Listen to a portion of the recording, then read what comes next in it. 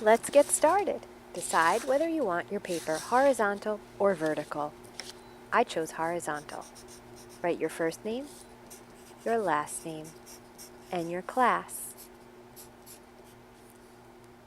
Put your pencil back in the cup and flip your paper over. Now it's time to paint. Gently dip your brush into your paint. You're going to use a dabbing technique. You don't want to smush the brush too hard. You're just going to jump up and down gently on your paper. Jump up and down and form a circle for your cat's head somewhere in the middle of your paper. Maybe your circle is big, maybe your circle's a little bit smaller. Fill it in by jumping up and down gently with your brush. Notice I am not swish-swashing. I am dabbing my brush. This gives my cat a furry look.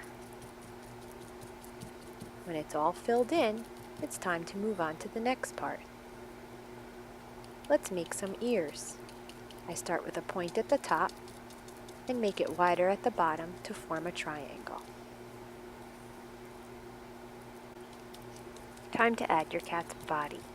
When you add your cat's body, you want to make sure that you're coming out from underneath the head, so there's still a divide between your head and your neck.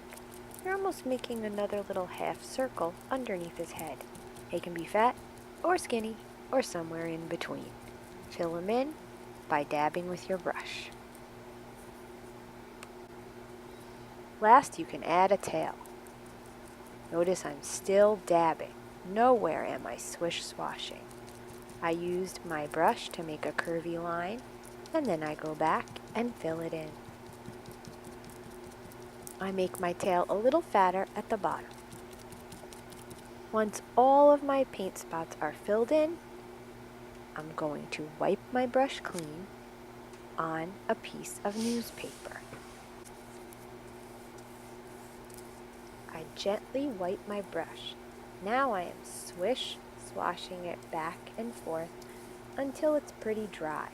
It won't be perfectly clean, but most of the paint will come off, and then it'll be ready to get washed. When most of the paint comes off, you're going to lay your brush back in your tray and wait for the next set of directions.